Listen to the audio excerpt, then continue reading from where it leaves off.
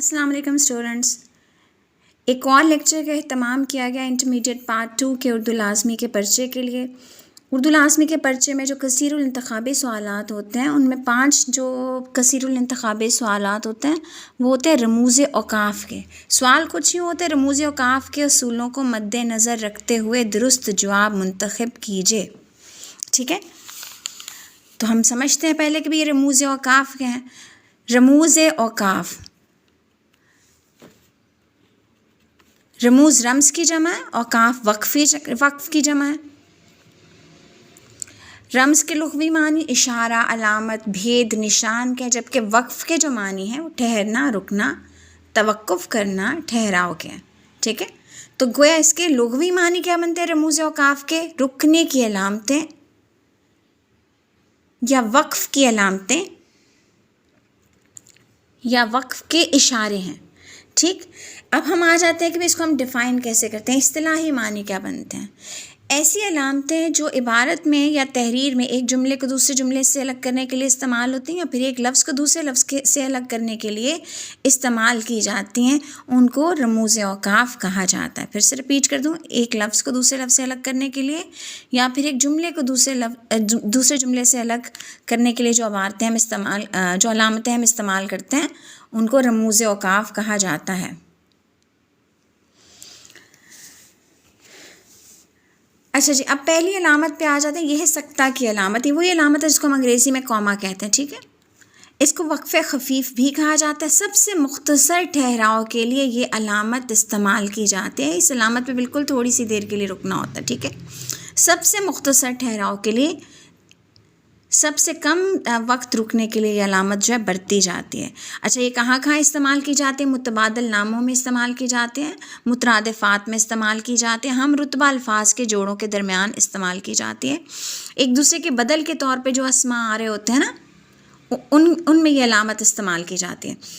किसी वाक़े की जुज़ियात को क्लियर करने के लिए, उनके ऊपर रोशनी डालने के लिए भी अलामत बरती जाती है। थोड़ा मिसालों से समझने की कोशिश करते हैं। पहली मिसाल है, अली, हसन, उमर और अहमद दोस्त हैं। तो ये जहाँ और करके हमने बहुत से नाम मिलाने होते हैं, बहुत से फ़ाइल मिलाने होते हैं, तो आखिर में एक ही बार हम और लगाते हैं, उससे पहले कॉमा लगाते जाते हैं, यानी सक्ता की अलामत जो है बरतते जाते हैं। ठीक है, अब ये देखिए आप, हकीमुल उम्मत सक्ता, शायर मशरिक सक्ता, अल्लामा इकबाल लाहौर में दफन है। तीसरी मिसाल देखिए आप, शहीद करबला सक्ता, हज़रत इमाम हुसैन हमारे लिए मिशल राह है। इसी अलामत वक्फ़ा की है, ये इसकी अलामत है जिसको आप अंग्रेज़ी में सेमी कॉलन कहते हैं। ठीक है, इसको निस्फ़ वक्फ़ भी कहा जाता है। सक्ते से अगर थोड़ा सा ज़्यादा ठहरना मकसूद हो तो उसके लिए अलामत बरती जाती है। अच्छा, सक्ते की अलामत कहाँ बरती जाती है? जहाँ पे हमने मुख्तलिफ़ अस्मा को एक दूसरे से अलग करना होता है। ये अलामत कहाँ बरती जाती है? जहाँ हमने जुमले के जो अज्ज़ा हैं उनको अलग करना होता है। तवील जुमलों के अज्ज़ा के दरमियान रब्त कायम रखने के लिए अलामत बरती जाती है। अलहदा जो जुमले के हिस्से हैं उन पे ज़ोर देने के लिए अलामत बरती जाती है। अब आप देखिए, आप यानी जुमले को जब आपने मुख्तलिफ़ हिस्सों में डिवाइड करना है, चंक्स में तकसीम करना है, वहाँ पे अलामत बरती जाएगी। जो करेगा सो भरेगा, जो करेगा वक्फ़ा की अलामत सो भरेगा, जो सोएगा वक्फ़ा सो खोएगा। ठीक है, अगली मिसाल देखिए, मुझे बात को बढ़ाना मकसूद ना था, वक्फ़ा इसलिए खामोश रहा, ख़त्मा की अलामत आ गया आखिर में। एक और मिसाल देखिए, लाहौर पंजाब का वक्फ़ा, कराची सिंध का वक्फ़ा, कोयटा बलूचिस्तान का और पेशावर खैबर पख्तूनख्वा का दारुल हुकूमत है। तीसरी अलामत हमारे पास राब्ता की अलामत है। इसको वक्फ़े लाजिम भी कहा जाता है। वक्फ़े से भी ज़्यादा अगर ठहराव दरकार हो हमें तो हम वहाँ पे ये अलामत इस्तेमाल करते हैं राब्ते की। ठीक है, अक़वाल और वज़ाहती जुमलों के दरमियान राब्ता कायम करने के लिए अलामत बरती जाती है। सच है, मिसाल से आपको ज़्यादा सही समझ आएगा, सच है इत्तफ़ाक़ में बरकत है। ठीक है, कायदे आज़म ने फरमाया, राब्ता काम काम और काम। फरमान नबी सल्लल्लाहु अलैहि वसल्लम है, नमाज मोमिन की मेराज है। मकालमा निगारी में बरती जाती है अलामत, किरदार का नाम लिख के आगे अलामत लगाई जाती है, उसके आगे उसका मुकालमा लिखा जाता है। ठीक है, डायरेक्ट स्पीच में ये अलामत बरती जाती है। اگلی علامت دیکھ لیتے ہیں. چوتھی علامت ہے ہمارے پاس تفصیلیہ کی. کسی بات کی تفصیل سے پہلے یہ علامت استعمال کی جاتی ہے. اس سے پہلے درج ذیل یا حسب ذیل کے الفاظ جو ہیں وہ استعمال کیے جاتے ہیں. مثلاً سحر خیزی کے فوائد حسب ذیل ہیں. آگے آپ یہ علامت لگائیں گے تفصیلیہ کی اور فوائد بیان کریں گے آگے چیدہ چیدہ. اس کے بعد دوسری مثال دیکھیے. اقوام متحدہ کے اداروں کے نام درج ذیل ہیں. آگے تفصیلیہ کی علامت آئے گی، پھر اداروں کے نام آپ لکھیں گے. ٹھیک ہے. تیسری مثال دیکھیے. پاکستان کے صوبوں کے نام حسب ذیل ہیں. آگے تفصیلیہ کی علامت، پھر صوبوں کے نام آ جائے کہ پنجاب، سندھ، خیبر پختونخوا، بلوچستان وغیرہ. ٹھیک ہے. اگلی مثال دیکھیے. پاکستان کی اہم زرعی اجناس حسب ذیل ہیں. تفصیلیہ کی علامت کپاس، چنا، گندم وغیرہ. یہاں اس مقام پر ایک اور جو چیز ہے، ایک اور نقطہ جو اس کو واضح کر لینا بہت ضروری ہے کہ ہمارے ایم سی کیوز جو آتے ہیں، جو کثیر الانتخابی سوالات آتے ہیں ہمارے پاس رموز اوقاف والے، ان میں اس طرح کے ایم سی کیوز بھی ہوتے ہیں کہ سکتہ سے زیادہ ٹھہراؤ کے لیے کون سی علامت استعمال کی جاتی ہے، وقفے سے کم ٹھہراؤ کے لیے کون سی استعمال کی جاتی ہے، تفصیلیہ سے کم ٹھہراؤ کے لیے کون سی علامت استعمال کی جاتی ہے. تو اس کے لیے جو پہلی 4 علامتیں ہیں، سکتہ، وقفہ، رابطہ اور تفصیلیہ، اس کے لیے ہم ایک لفظ استعمال کرتے ہیں بچوں کو سمجھانے کے لیے، صورت. یہ اپنے ذہن میں رکھنا ہے پہلی 4 علامتوں کے لیے. اس طرح کے سارے ایم سی کیوز جو ہیں، اس طرح کے سارے کثیر الانتخابی سوالات کا جواب دینا آپ کے لیے بہت آسان ہو جائے گا. ٹھیک ہے. صورت آپ نے ذہن میں رکھنا ہے. سین سے سکتہ، واو سے وقفہ، رے سے رابطہ، تے سے تفصیلیہ. سب سے کم ٹھہراؤ کے لیے علامت استعمال کی جاتی ہے سکتہ کی. سکتہ سے زیادہ دیر کے لیے ٹھہرنا ہو تو وقفہ کی علامت استعمال کی جاتی ہے. وقفہ سے کم ٹھہراؤ سکتہ میں، وقفہ سے زیادہ ٹھہراؤ رابطہ میں، رابطہ سے کم ٹھہراؤ وقفہ میں، اور رابطہ سے زیادہ ٹھہراؤ تفصیلیہ میں ہوتا ہے. اس علامت کو آپ نے ذہن میں رکھنا ہے. اگلی علامت پہ آ جاتے ہیں. اگلی علامت ہے ہماری ختمہ کی علامت.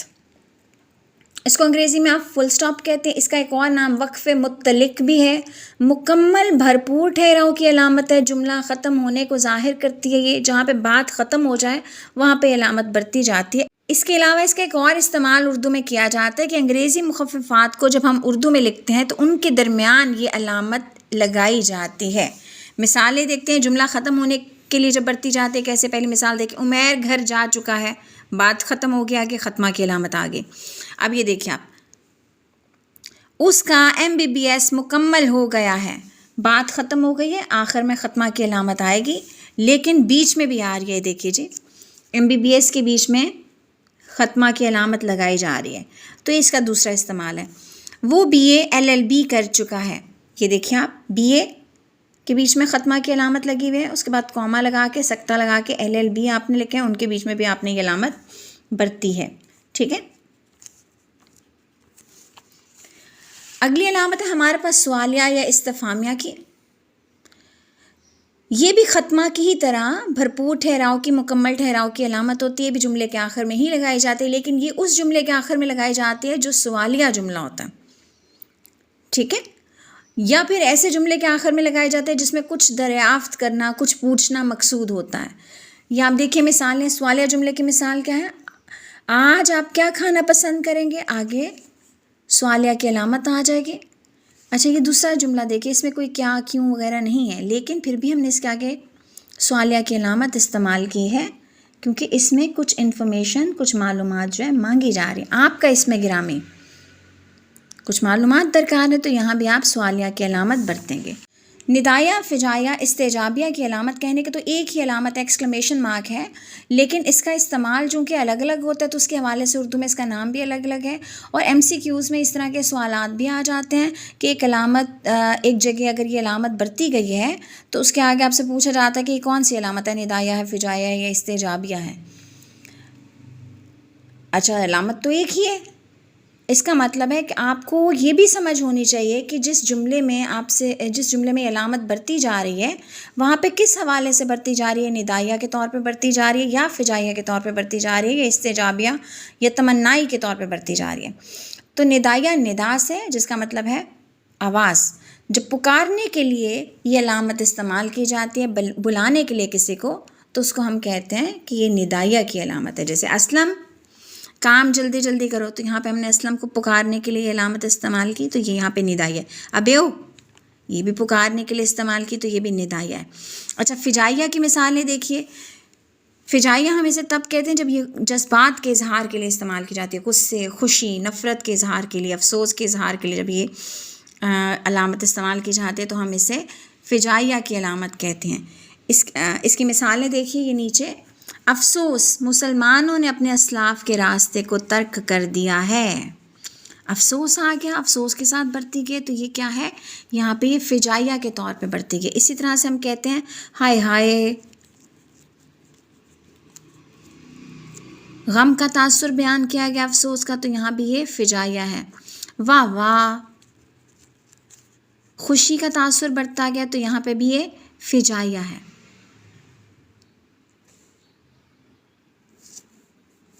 تف ہے، نفرت کا تاثر برتا گیا، تو یہاں پہ بھی یہ فجائیہ ہے۔ اچھا، اب ہم آ جاتے ہیں استجابیہ یا تمنائی۔ اس کو ہم کب کہتے ہیں؟ جب حیرت یا تمنا کے اظہار کے لیے علامت برتی جاتی ہے تو اس کو استجابیہ یا تمنائی کہتے ہیں ہم۔ کاش ایسا ہوتا، کاش تم جلد لوٹ آتے، کاش میں جانے سے پہلے اسے دیکھ پاتا۔ ان سارے جملوں میں چونکہ کسی تمنا کا اظہار کیا جا رہا ہے تو یہ استجابیہ کی علامت ہے، استجابیہ تمنائی کی علامت ہے۔ اسی طرح سے ایک اور اس کا استعمال ہم دیکھ سکتے ہیں۔ ارے، حیرت کا اظہار کیا گیا تو یہ استجابیہ کی علامت ہے۔ یہ علامت ہے ہمارے پاس واوین کی، نام سے ہی پتہ چل رہا ہے واوین، دو واو، یعنی انورٹڈ کاماز کو ہم اردو میں کہتے ہیں واوین۔ اقوال، اقتباسات جب ہم نے ہو بہو نقل کرنے ہوتے ہیں نا تو وہاں ہم یہ علامت استعمال کرتے ہیں۔ پیچھے ہم نے رابطے کی علامت کے استعمال میں دیکھا کہ ڈائریکٹ سپیچ میں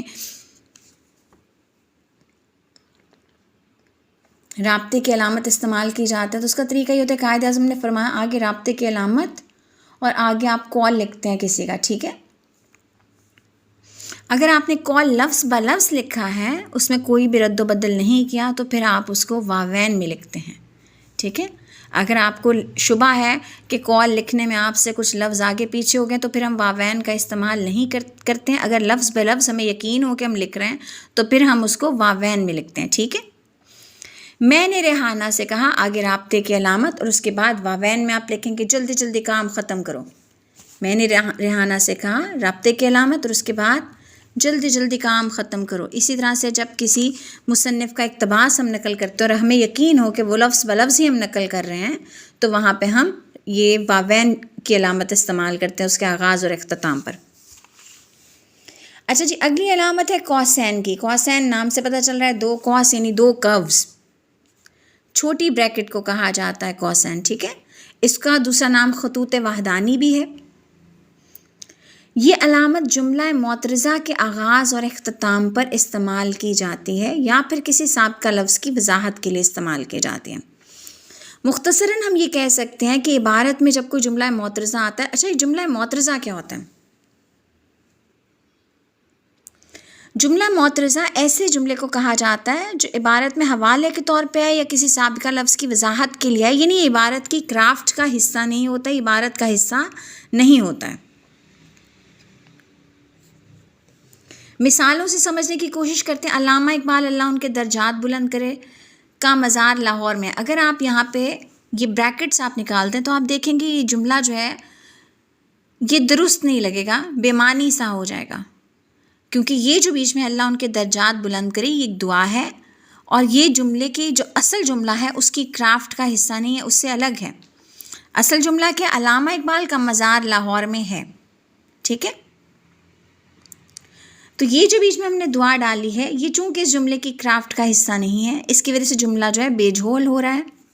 دعا ہم نے بیچ میں ڈالی ہے چونکہ یہ جملے کی کرافٹ کا حصہ نہیں ہے، تو اس کو الگ کرنے کے لیے ہم نے اس کے آغاز اور اختتام پر خطوط وحدانی کا استعمال کیا ہے تاکہ ہمارے جملے کی جو ساخت ہے وہ خراب نہ ہو۔ اچھا، اگلی مثال دیکھیے۔ مولوی عبدالحق جنہیں بابا اردو بھی کہا جاتا ہے کی خدمات کو فراموش نہیں کیا جا سکتا۔ اب یہ جنہیں بابا اردو بھی کہا جاتا ہے، یہاں پہ جملہ معترضہ ہے تو اس کے آغاز اور اختتام پر بھی ہم نے یہ علامت برتی ہے۔ اچھا، اگلی مثال دیکھیے۔ خط کی علامت بالکل ویسے ہی استعمال کی جاتی ہے جیسے کوسین کی علامت استعمال کی جاتی ہے، یعنی یہ بھی جملہ معترضہ کے آغاز اور اختتام پر ہی برتی جاتی ہے، یعنی ایسی عبارت جو حوالے کے طور پہ یا کسی لفظ کی وضاحت کے لیے جملے میں آتی ہے، اصل جملے کی کرافٹ کا وہ حصہ نہیں ہوتی، اس کے آغاز اور اختتام پر یا تو آپ خطوط وحدانی یعنی کوسین کی علامت برت سکتے ہیں یا پھر خط کی علامت برت سکتے ہیں۔ وہی والا جملہ دیکھیے ذرا، علامہ اقبال اللہ ان کے درجات بلند کرے لاہور میں دفن ہیں یا ان کا مزار لاہور میں ہے، تو یہ اللہ ان کے درجات بلند کرے، یہ دعا چونکہ ہم الگ کرنا چاہتے ہیں کہ اصل جملہ جو ہے اس کی کرافٹ پہ اثر نہ آئے، تو ہم اس کے آگے پیچھے یا تو خطوط وحدانی کی علامت لگا لیتے ہیں یا پھر خط کی علامت برت لیتے ہیں، ٹھیک ہے۔ علامہ اقبال خط اللہ ان کے درجات بلند کرے لاہور میں دفن ہیں۔ ایک اور مثال دیکھتے ہیں آپ، علامہ اقبال اللہ ان کے درجات بلند کرے ایک عظیم فلسفی ہیں۔ کچھ متفرق علامات کا ذکر کر لیتے ہیں، ان کی بھی آپ کو تحریر میں ضرورت پڑتی رہتی ہے، جیسے علامت شعر ہے، شعر لکھنے سے پہلے یہ علامت استعمال کی جاتی ہے۔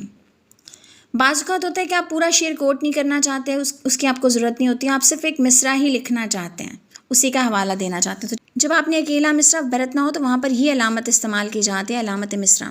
اچھا جی، علامت تخلص ہے، اس کے بعد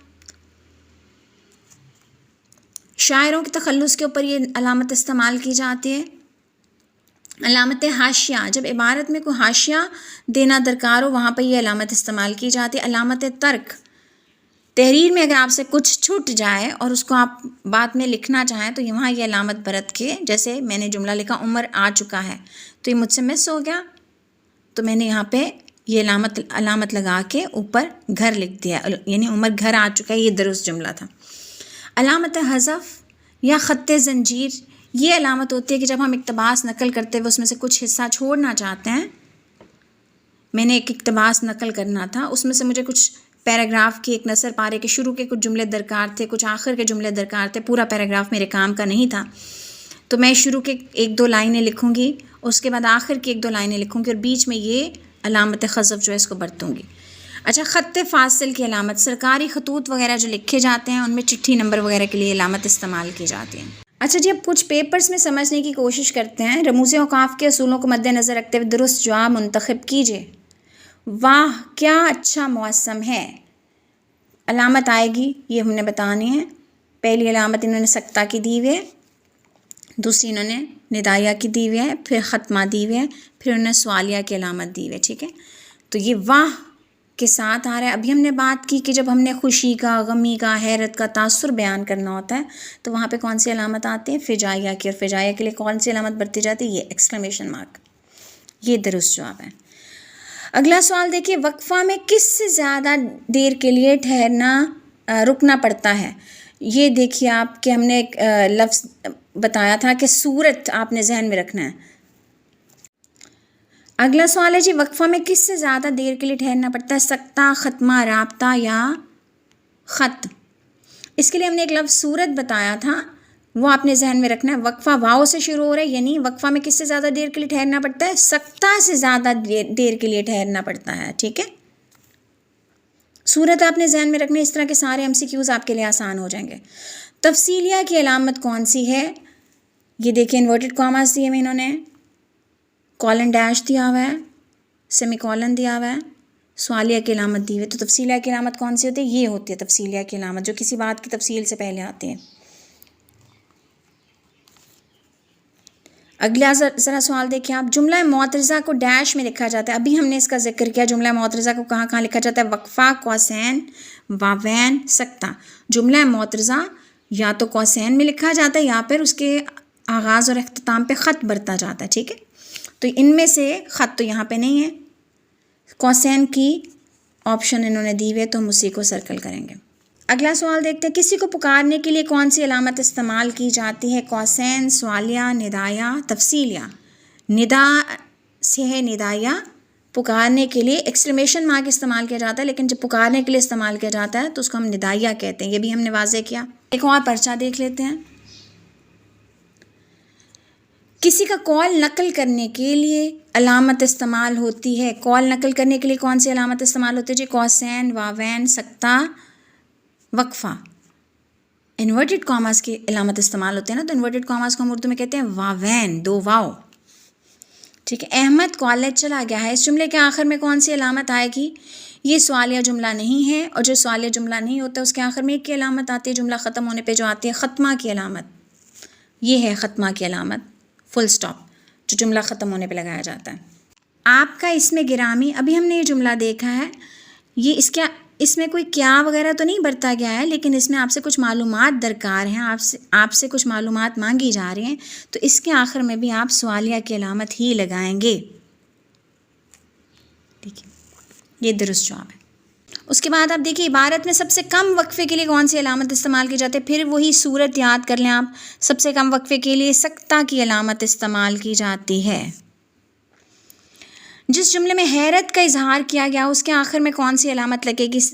جی سارے ہی جو تاثرات ہوتے ہیں ان کے لیے ایکسکلیمیشن مارک ہی استعمال کیا جاتا ہے، لیکن جب حیرت کے اظہار کے لیے استعمال کیا جائے تو اسے ہم استجابیہ کہتے ہیں. امید ہے اس لیکچر سے آپ کو کافی مدد ملی ہوگی رموز اوقاف اور ان کے استعمال کو سمجھنے میں. ویڈیو کو لائک ضرور کیجیے گا، چینل کو سبسکرائب کر دیجیے گا. بہت شکریہ آپ کے تعاون کا. اللہ حافظ.